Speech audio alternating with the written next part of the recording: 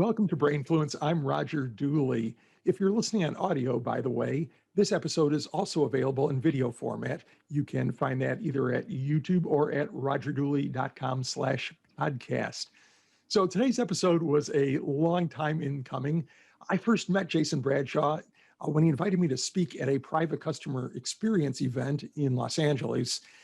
And somehow we lost track of each other for a bit, but we have finally gotten together to record this. Learned in particular, we shared a common interest in the linkage between customer experience and employee experience. In fact, Jason is the author of the book, It's All About CEX, CEX, which is the essential guide to customer and employee experience. And not that many people have been talking about how those two areas are really fused and you can't have one without the other. So I think this is going to be a really interesting conversation. In addition to his role as an author, Jason's day job is as the Chief Customer and Marketing Officer for Volkswagen Australia, and he is also a sought-after speaker and consultant in the areas of customer and employee experience. Jason, welcome to the show. Hey, Roger, it's so great to be with you today and, of course, with your listeners, and to finally connect after almost 12 months of when we first met. So I'm glad that we can make it happen today. Right, and considering we've been stuck at home for a good portion of that too, but we're finally here. So I guess it's maybe a little bit easier these days, Jason, but how do you balance being a busy thought leader, consultant, and speaker with a day job as an automobile executive? Well, look, I'd like to say that it's because I've got great time management skills, but the reality is I've got a great assistant, and it's about I think not trying to put everything in a box, and things can only happen at certain times of the day. And it's a bit like work-life balance. Everyone talks about work-life balance, but I think it's about blending life. If my best work is at 11 p.m. at night, that's when I should be working, not at 7 a.m. if that's when I do my worst work. And so I try to blend everything together so that everybody benefits. But notwithstanding that, there are times where it's just got to be the day job, and times when I get to do work that I'm really passionate about, which is helping people improve the lives of customers and employees. Well, I think one advantage of that is that both areas kind of inform the other. I'm sure you bring a lot of what you learn in your consulting and speaking and interacting with other companies to Volkswagen for their benefit. So, I think that so there are some folks who look at that as well. You can't really share two masters, but to me, both areas can benefit from each other. Now, the auto industry is kind of a strange beast, I think. It's really, in my experience over the years, been some of the worst and best customer experiences that I've had. On the worst side, I've been in those sort of zero-sum negotiations where the salesperson, who obviously has more information, at least they used to have more information than the customer did, tries to extract the maximum amount of money from the customer and then maybe sell some expensive add-ons. And then in general, the model for an auto dealer has been to sell service, which there's nothing wrong with selling service, but if you're basically selling the product, and in some cases at or near cost, and then trying to make it up on the back end, there's a tendency to oversell services. So, I mean, that's the downside. But at the same time, I've had some really great experiences. Probably 15 or plus years ago, we bought our first Lexus back in Indiana, and that was such an amazing experience where there was absolutely no hard sell. The dealership was like being in a nice living room or a corporate reception area or something. And here in Austin, on the west side of Austin, we've got a comparatively new Lexus dealership, and theirs is even more phenomenal, with the entire second floor as sort of a customer space with a lounge area. There's workstations with and without computers for customers who are waiting for a car, perhaps.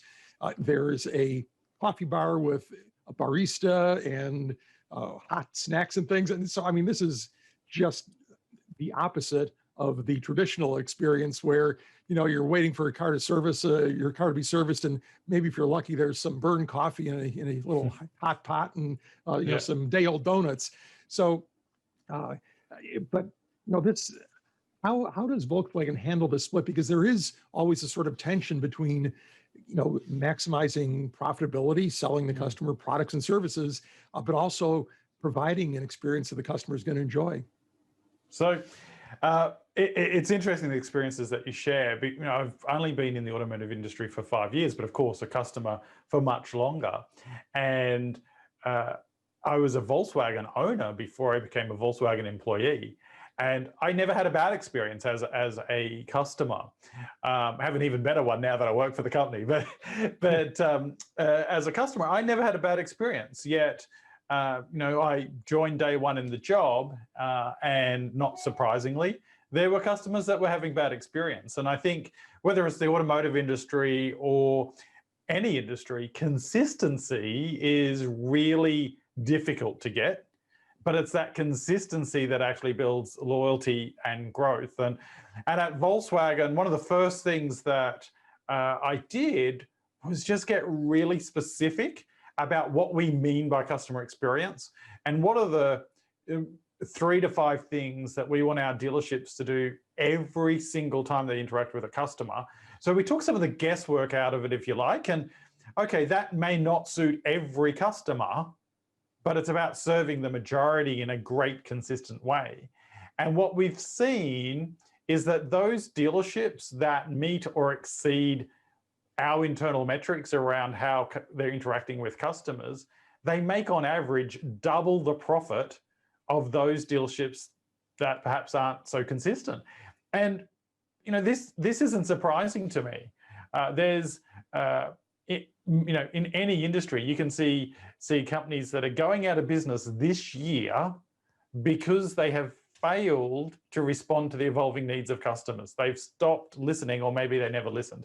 And then you've got other companies out there of all sizes, small and big, that have a absolute ingrained voice of customer program that meant when the world changed almost overnight, they pivoted to continue to serve. Now, did they get it right all the time? No. Was there friction at times? Were there unknowns? Absolutely. But I think the key is always in any industry is about making it really simple for the people on the front line to execute and to know what's expected of them. And, 5 years ago, we started with what we called our experience principles. We had 5 of them. This year, we went a step further and we changed those principles into promises. There's only 3 now instead of 5. We wanted to get even clearer for our team members, but now we have a pocket card. And in this pocket card is basically everything we as a brand here in Australia promises to deliver to every single customer, but also every employee. And this is the thing, Roger, I think people think that customers and employees are completely different beings, but they're not. They're all human beings. We're all people, right? And so a customer and an employee, they all want to have success. They all want to have success without too much effort. And ultimately, they want to feel valued. They want to feel a connection. It's the same for customer and employees. And I would say that a large portion of our success from a Volkswagen perspective in the customer space is because we've really doubled down on helping our employees be more successful. Well, I'm going to sound like a broken record to my regular audience members, but a few months back we had Tom Peters on the show, and he emphasized that your customers can never be happier than your employees, which actually comes from John DeJulius, but he is now the sort of flag bearer for that statement. Yeah. And it's so true. But people think, well, I can press my employees really hard so they'll do a better job serving the customers, which really isn't the way it works. Damn it, work harder and take better care of the customers, or you're going to be fired. That's not going to work. I just have a couple of final observations about the auto industry I'd like your comments on, because it relates to customer experience. I'm curious what you see the future of dealerships as, because Tesla, for instance, has famously bypassed dealerships, and electric cars may require far less service than traditional petrol vehicles. So, what do you think that there is an ongoing role for traditional auto dealers? Are they going to look very different 10 years from now? And then one other trend that's kind of related to that was the electric trend was I just saw an article today before I got on this call with you about how cars in the future will essentially be skateboards. In other words, a flat electric platform that's got four wheels connected by a platform a few inches off the ground that you can drop anything on top of. So if you need a cargo van, if you need a personnel carrier, or if you want maybe a luxury sedan, you simply pull into your dealer, your service station, or whatever, and they drop the appropriate module on top for you. Or if something is wrong with either part of your vehicle, it can just be swapped out in in a matter of a couple of minutes. Now, I think we're a few years away from that, but I would just say, what do you see if you look into your crystal ball, Jason? So, first of all, I think dealer partners have an absolute vital part to play in the relationship with customers. Manufacturers are great at manufacturing things. They're not always great at serving the end customer or the end user of the product. So I think there is definitely a place for dealer partners. So people will have their views around whether the Tesla model works or not. Just like people have a view around Tesla as a product, whether it's a good product, right? So I think both models can exist. But I think in the next 10 years, dealers aren't going away. And the first reason for that is traditional combustion engine cars are still here. Every major manufacturer around the world, excluding Tesla, obviously, still produces a combustion engine car. And that's going to need servicing much more regularly than an electric vehicle. Secondly, when we think about our electric vehicles, what we can and can't do with them, there's going to be limitations with them from the beginning. There's going to be some things that need to be activated, whether it be by the manufacturer or through a service center. So I see those dealer partners playing a part in that. But if we step outside the auto industry and look into the mobile phone industry, now Apple arguably revolutionized the mobile phone industry with the invention of the iPhone. And you can buy an iPhone from Apple, but I can also buy an iPhone from dozens, hundreds, thousands of mobile phone shops. And I think it's going to be exactly the same with automotive. It will get to a point, I don't think it's in the next 10 years, it might not be for the next 20 years, but it will get to a point where, yes, you'll be able to buy from the manufacturer, but there will still be a role to play for retailers. That retail experience will be very different. And if it does go down that path of that article that you were mentioning, it's a bit like personalizing your mobile phone. You swap out your case, or go back to the Nokia days of the 3310, where you literally took off the case, the plastic covering, and put on a new case on the chassis. So I think that dealer partners will absolutely take a part, but what we'll see is that big box that is jam-packed with new cars, that's going to change much faster. The service centers, I think service will become about convenience, and as opposed to the box that it's served in. We see brands already coming and picking up the car from your home. You don't really care if they service it in a shed that looks ugly or in a nice, pretty building. You just care whether they service well because they're bringing the car to you, right? So I think the service locations will change, but the retail locations will change as well. I'll go, in most cases, I would say, even in my experience and living in the States, in most cases, the dealership is not in the best place. It's not in the most easy to access place. It's also not necessarily the most high foot traffic location. So I think we'll see a lot more dealerships of the future moving to experiential hubs, places where people live, and not necessarily Starbucks model, but Starbucks did an excellent job of creating a place between home and work. And the car dealership of the future is going to want to be closer to the Starbucks locations of the world than being on Auto Mall, where people go only if they want to buy a car. It needs to be more integrated into life. But I see dealer partners today doing excellent work and can do a great job for us in the future as well. Great. Well, I think we've probably beaten the auto part to death, but it's really fascinating to get an insider perspective on how things might evolve. And Yeah. personally, I'm looking forward to. Just saw an announcement that Hummer will, in about a week, will be announcing finally their um, super duper electric truck. Their Mhm. fantastic 1,000 horsepower Hummer truck Oh, wow. from GMC. So that should be an interesting announcement. I don't think I'm quite ready for a 1,000 horsepower pickup yet, but it'll be fun to see. But getting back to customer experience, you talk about making things easier for employees. And one of the stories I love in the book is how when you were at Telstra, a communications provider, you Mhm. looked at their customer service people, and they had something like a 200-point checklist or a process, 200 different flowchart boxes to go through in dealing Yep. with customer problems. That just seems staggering. That had to be both extremely annoying and frustrating for not just the employee, but for the customer too.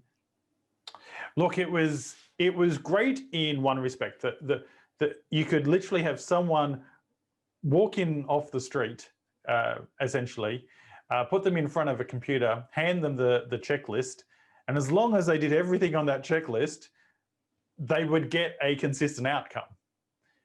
Now, that's great from a training perspective, you could argue, but from a customer perspective, a customer would say their first name or their surname, and the agent would be like, "That's a great piece of information, but I'm not allowed a piece of paper to write that down on, and my computer's not ready for that step," because not only was the handbook 200 steps, they mirrored the software, so there was no No jumping deviation, around. no Well, jumping around. I've been caught in those flowcharts where you want to skip 10 steps ahead because you've already done the things that they've told you to do, and they don't work, but they simply cannot deviate from protocol. And Yeah, at it's that like, point, have you rebooted your computer? Most IT support desks say that, right? So before I ring anyone about my computer not working, I always restart it, right. because get it out of the way. Right, but then they'll tell you, well, no, you need to reboot it right now because that's what it Yeah. says here on my flow chart, and So it's crazy. But so it's anyhow, crazy. how did you simplify that? So I think just to share a story, Starbucks Yeah. also used to have this process flow. It wasn't 200 steps, but they had this process flow built into their point of sale that if you came up and said you wanted a venti double choc frappuccino, the lovely team member at Starbucks couldn't handle that because you had to select the type of drink before the size of the drink. Now, Starbucks ultimately changed the software, and if the customer starts with size or taste or extras, it can handle it. And ultimately, what we did was exactly the same at Telstra. We got our people together, the people that use the system, use the process, and said what's working and what's not working. And we when they would say this is stupid, sometimes we'd have to go, okay, yeah, it might be stupid, but legally we have to do that bit. So what about these other bits? And we took 200 steps to just under 50 steps, which was phenomenal. Now, it did require some software changes. One of those changes being an agent could go to any field when they needed to go to that field. Mandatory fields diminished. If you've got their phone number, you already have all the information you need to know about that customer because it pops up. You don't need to click a button to say that Jason is Jason. But it was really about listening to the people that were using the tools every day and understanding, to use a Six Sigma term, what the waste was. What were these elements of the process that were just wasteful, that weren't adding value? And we stripped it right back. Now, ultimately, what that meant was we could serve more people with the same number of resources, but each of those interactions actually was 10 times better because the agent wasn't worried about, oh, have I done step 155 before I go into 156? It was, what's your problem? Now let me use the tools in front of me to try and solve that. Right. And, I think the key takeaway from that, Jason, is that the answers were there with the people who were actually doing the work. You did not have to hire McKinsey or Bain or somebody to come in and analyze the process and tell you how you can make it more efficient. If you just ask the people, what's going wrong here, what's good, what works, what doesn't. And if you talk to several of the more experienced people, you will get those answers. You just have to listen to them. And then the other thing is something I keep emphasizing in my talks is that you probably will have to push back because somebody's going to tell you, oh, we can't change that code. That's too many lines of code. That's not in the budget for this year. Maybe next fiscal we'll be able to change that code. Sometimes you've got to say, no, this is really important to do. And it's got to be done. And if necessary, escalate it to a level of management where they can weigh the pros and cons and the ROI and say, okay, yeah, we will invest in changing this code, because otherwise you get simply boxed in by compliance issues, by, the cost of changing code and so on. Yeah. I think a friend of mine is a senior executive for Expedia, and he puts it really well. If you just focus on the silo of a business, you're not going to have that breakthrough innovation that ultimately serves your employees and your customers.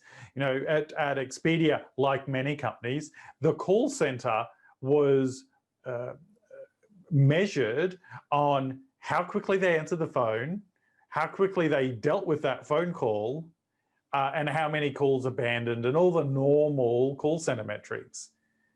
No one, well, they did eventually, but no one ever said to the agent, so is there a way we could stop you getting the phone call?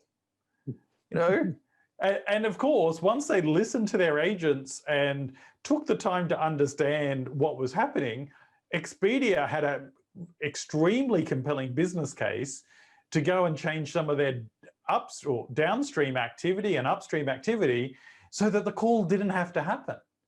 And it wasn't about getting rid of the call center agent, because they didn't downsize their call center. It was about actually being ahead of the customer problem.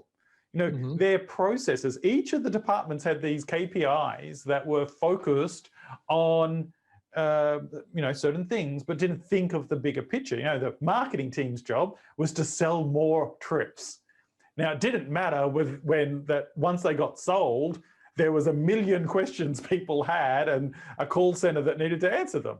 But once they came together and said, okay, what's working and not working, they could make a better experience for the employees, so they could do work that is of value or of more value, and the customer got a better outcome as well. And it's one of the reasons why I say in my talks that whatever your industry, stop looking at your competitor and start looking at other industries that are leading in that area where you've got a problem. Now, if you want the best customer experience, don't look at another bank if you're a bank, because all you're going to do at best is be slightly better than them. You're not going to leapfrog them. So I'm a big believer that you need to look at different industries to understand just what is possible, because it takes those blinkers off and it helps you deal with that pushback that you're talking about. You get to say, well, look over here, they said you couldn't sell shoes online, but there's $1 billion company that Amazon acquired because you could sell shoes online very successfully after all. Mm-hmm. Yeah, you mentioned customer effort score and there's several tools like that.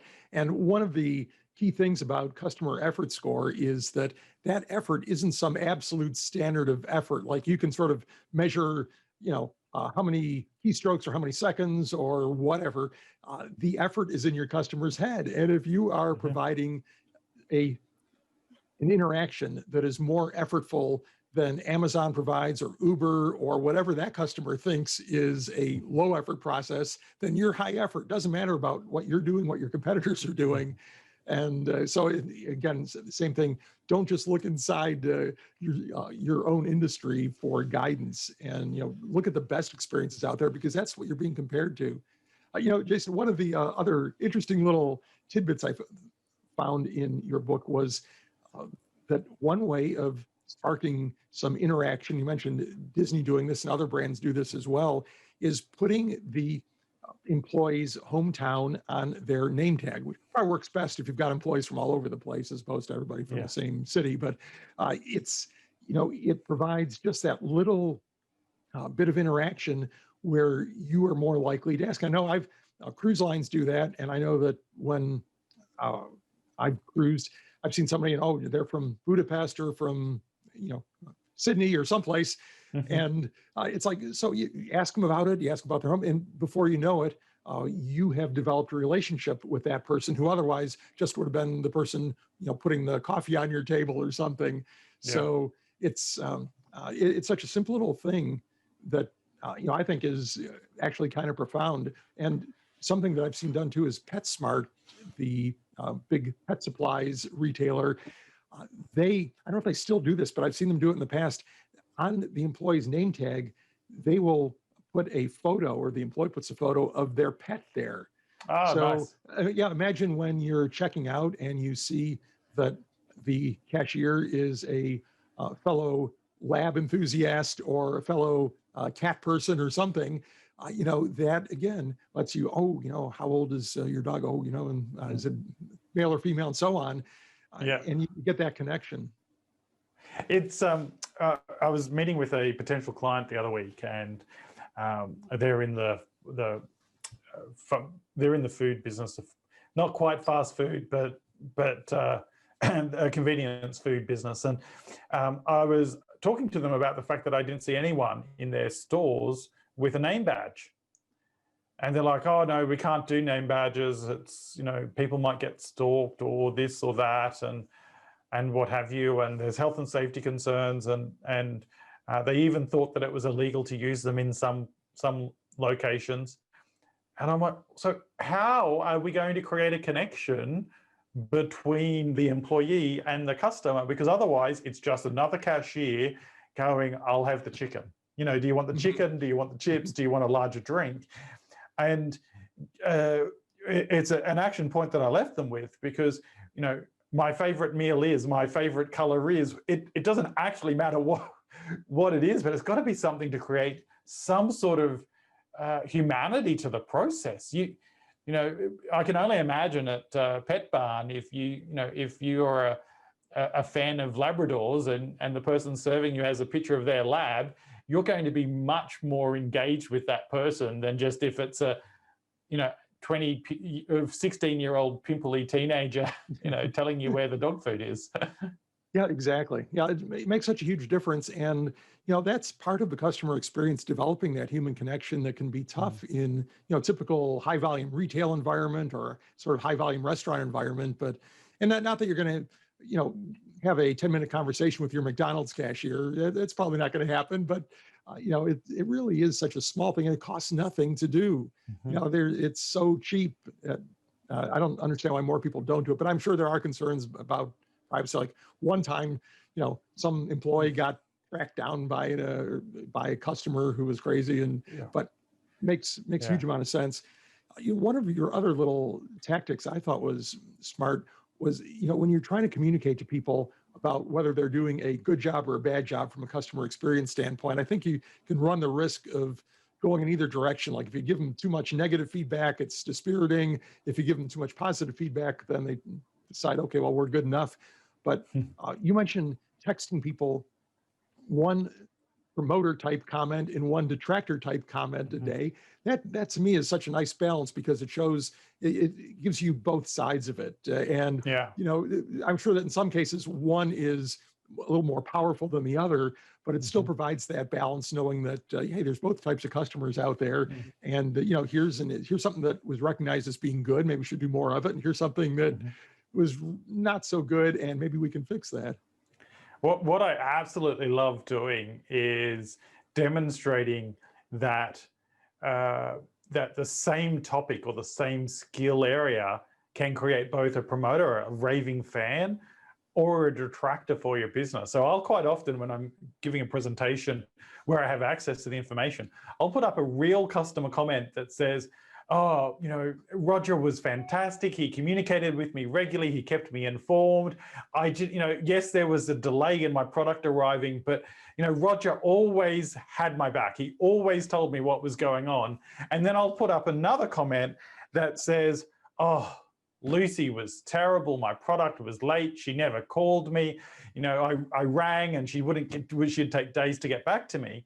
And by putting up both of those, it really allows me to paint the picture that intentional communication and processes that can be repeated, e.g. having a regular communication model with your customer when there's a long delay on a product, makes all the difference. And importantly, you can do it right now. The only thing that's stopping you is that as a leader, you're walking past a standard that says it's okay not to do that. Do it the good way, right? And in every company, I would argue, they have those stories. Now, the really great companies will have lots of positives and only a few negatives, but they'll still have the stories. And I think it's really important to reinforce that it's something that you've got to be consistent at. Even if you're good, every time you slip up, there's an opportunity to improve, or an early indicator that perhaps what customers are wanting is changing. It's not always that you've done a bad job on purpose. It could just be that customers' expectations are starting to change, or that customer had a fantastic experience at Delta yesterday that suddenly becomes the new benchmark, and it's something you should look at. So I think that not only does it give you the opportunity to have a really open conversation about the experience, it also is one around getting people focused on the right outcome as opposed to the score. Now, whether you use Net Promoter Score or Customer Effort Score or Customer Satisfaction Score or Employee Engagement, there's a score for everything, but the actual gold is in the comments. The score is just a number you put in an annual report, as far as I'm concerned. Mm-hmm. Well, I mean, people like numbers because they fit in spreadsheets, but something that I always emphasize is, ask for that text feedback up front. Don't make people go through 10 pages of bubble charts to finally, do you have any other comments? Because people are going to abandon those bubble charts partway through because they're simply too long and too frustrating. But, if you could just get a simple, quick, one-click feedback. I mean, smiley face, frowny face, neutral face, or maybe something a little more complicated than that, but not much more.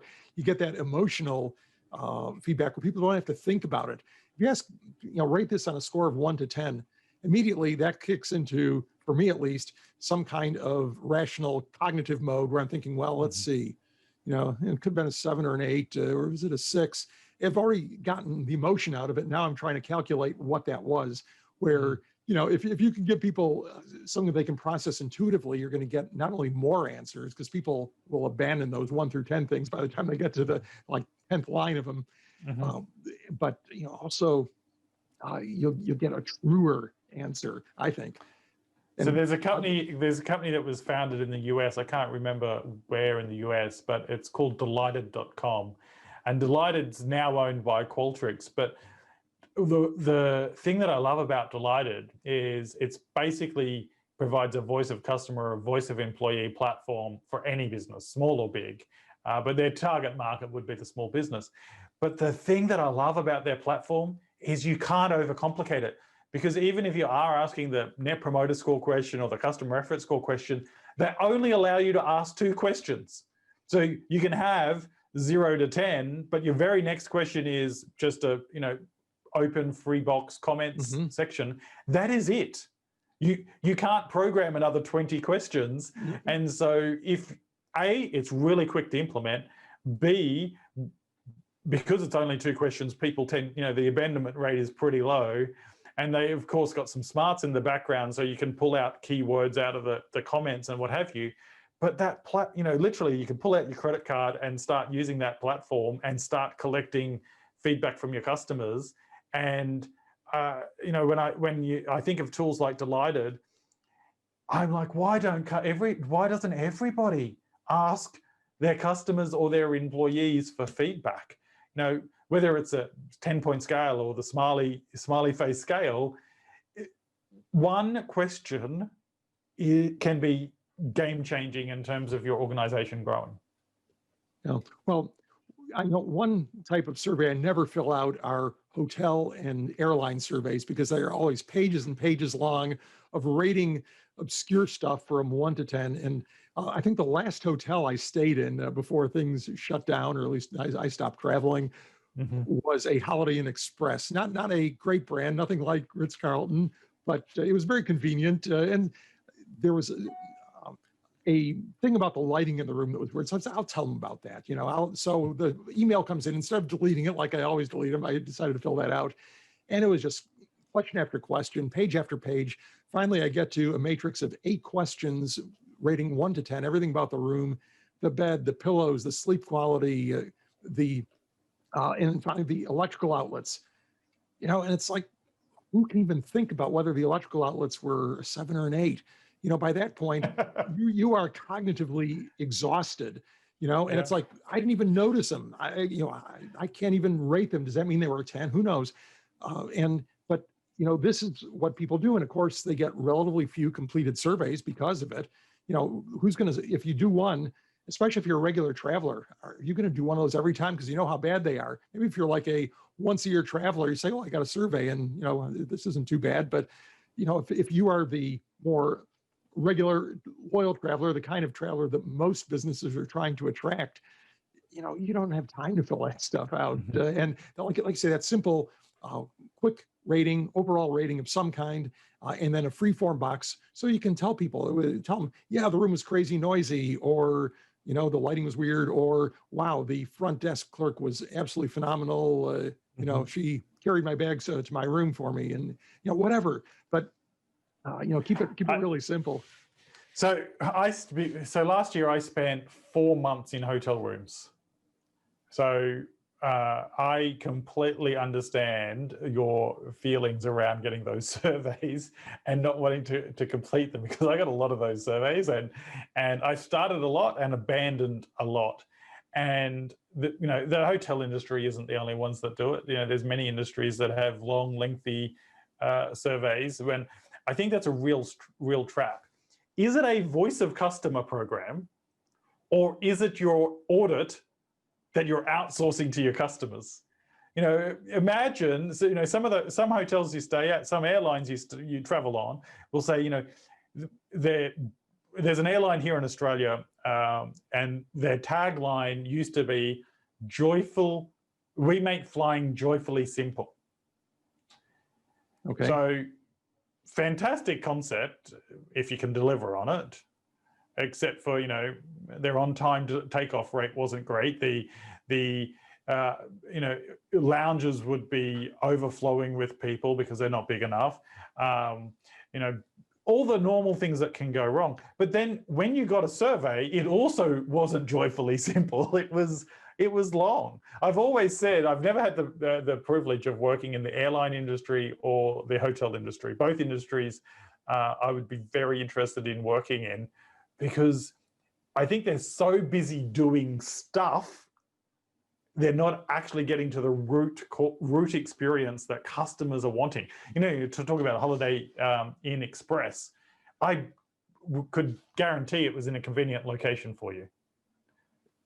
Mm-hmm.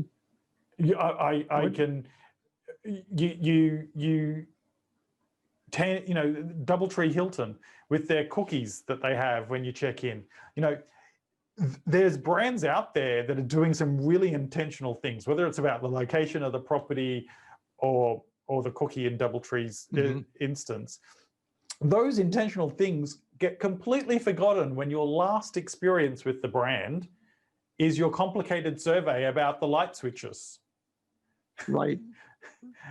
And if you can remember the light switch, the peak end rule, if the end is the horrible survey, then that's part of your experience. And in Holiday Inn Express's defense, they did do some things I thought for a budget chain very nicely. When I walked in, they had I don't know what you call it. It's not a chalkboard. It's one of these like little neon things that people can write on. It looks like a glowing chalkboard. Yep. And they had their elite members or whatever from whatever parent group of hotels that is, and Roger was written on there, and it so immediately for really a budget chain, that never happened to me at Motel 6. Not that I've stayed at one of those in a while, but I have in the past. I mean, I thought that's pretty cool. And then there was a note in the room, hand signed by the manager with my name, and obviously crank these things out. And there was not a like a DoubleTree cookie there or anything that spectacular, but they were clearly within the constraint of that budget concept. They were trying to provide a good experience, and so I'll give them plaudits for that. You look at Southwest Airlines or JetBlue, they have raving fans, and they have raving fans because they get their core of their product absolutely right. And they make a promise to you every single time, and people choose the promise. They know that flying on, certainly in years gone by, that flying on Southwest, you weren't going to get the fancy lounge, you weren't going to get, assigned seating. There was all these things you weren't going to get, but they did promise that your bags would get there on time, that your plane would take off on time, that it would be a clean, reliable, respectable service. It's all well and good for an airline to want to have, a first class cabin and a business cabin and a coach cabin, have lounges and all the rest of it. If that's the promise of the experience you're making, then you've got to get it consistently right. I travel a lot with American Airlines when I'm in the US, mainly because of my frequent flyer status. And the experience you have in the LA lounge is completely different to the experience you'll have in, say, the Houston lounge or where have you. At Southwest, and I have flown on them, it doesn't matter where you are, you get exactly the same experience. You can really trust it. And I would say it's the same with the Holiday Inn Express. They've got it might be a budget offering, but they deliver on their promise every single time and get out of the way of themselves. Sometimes you just want to know that the bed's going to be, it's going to be a comfortable enough bed. It's going to be clean. The room's going to be clean. The property's going to be convenient to where I'm going to be, and it's going to be hassle-free. And I think that's if I could give the listeners one tip, it doesn't matter what your promise is to your customers as long as you deliver on it consistently. Customers will buy simple every single day of the week if they know they're going to get it accurately every time. Yeah, I don't know many people who are big fans of McDonald's hamburgers, but somehow they have stayed in business and grown tremendously over the years just because of that. It's pretty much the same everywhere. It's consistent, and they don't usually fail on their promise. They've been through some periods of time where they were failing on their promises, like speedy service, but they identified those and corrected them. Well, we could go on all afternoon here, or morning as the case may be, but let me remind our listeners and viewers that we are speaking with Jason Bradshaw, author of It Is All About CEX, or CEX, if you prefer to spell it out and not quite so naughty terms, which talks about the fusion of customer and employee experience. Jason, where can people find you and your ideas online?